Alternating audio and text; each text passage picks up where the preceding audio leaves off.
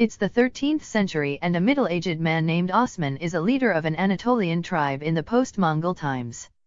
Osman is oftenly nicknamed Daddy of the Ottomans as many believe he was the first sultan. Fun fact: the word Ottoman comes from his name. Osman and his son conquered some of the westlands of Romania and took the city of Edirne, which became their new capital. Bayezid, the next sultan, goes on to conquer more land, and in a decade he doubles the size of the empire, expanding into the Balkans and eastern Anatolia. This great success gave him the name Bayezid Thunderstruck.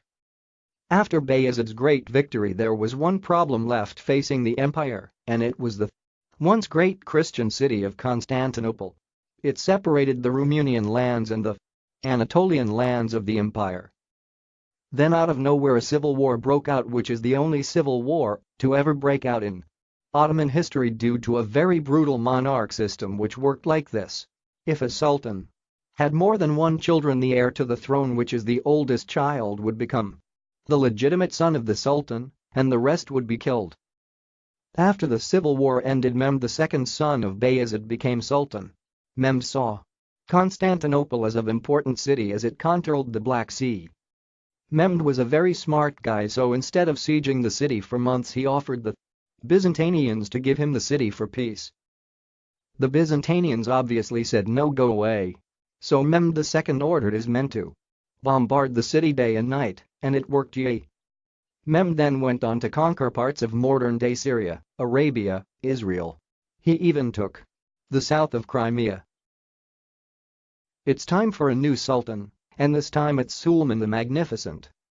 Suleiman's life is full of great battles and geopolitics, therefore Suleiman's entire life will have its own video, but we will show Suleiman's life in a simplified version now. During Suleiman's time as Sultan, the Ottoman Empire reached its biggest size, even spreading into North Africa. Suleiman and his great armies conquered Belgrade. This is a key event in Ottoman history, as Belgrade was the only thing standing between the Ottoman armies and Europe. This also caught the attention of the great European powers of the Holy Roman Empire and the Polish Commonwealth. Suleiman was ambitious, and he knew that if he could take the city of Vienna, it would open the road to the conquest of Europe. Suleiman underestimated the defenders of Vienna and he lost the battle. Suleiman never recovered from this terrible defeat.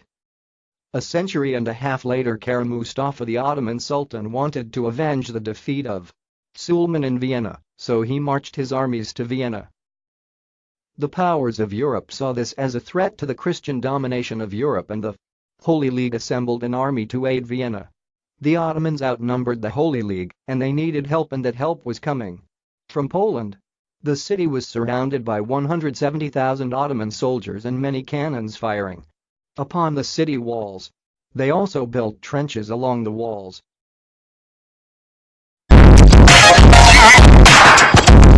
The German forces have arrived first. 47,000 German soldiers under the command of Archduke Charles.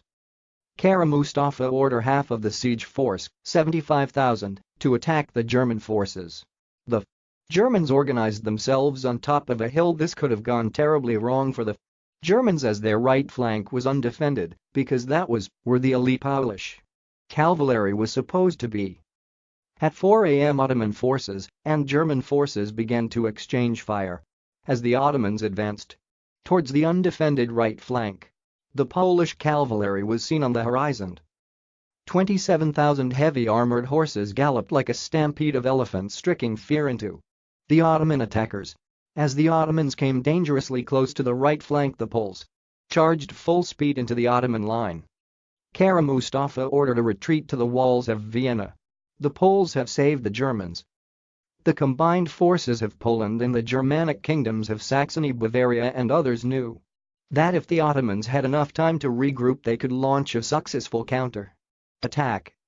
King Jan Sobieski II of Poland led the world's largest cavalry charge in history. 90,000 horses led by the elite winged hussars charged through the unorganized army of Kara Mustafa, who by now ordered a full retreat to Ottoman soil. This marked the end of the Ottoman conquest of Europe. From here nothing important happened until 1912, when the Balkan countries attacked the Ottoman Empire and won. This was known as the First Balkan War. This is what the Balkan region looked like at the end of the war. 1914. The Ottoman Empire was hesitating to join the First World War, but some of the politics fired at Russia and the Ottoman Empire joined the Central Powers on 29 October 1914. The Ottomans launched an attack on Russia through the northern border, but due to the cold winter and mountains, the Ottomans were pushed back and forced into a stalemate. The British War Council opened a new front in Gallipoli which was supposed to take the Ottomans out of the war and make a supply line to Russia, but due to really bad planning and leadership, the Gallipoli campaign was won by the Ottomans.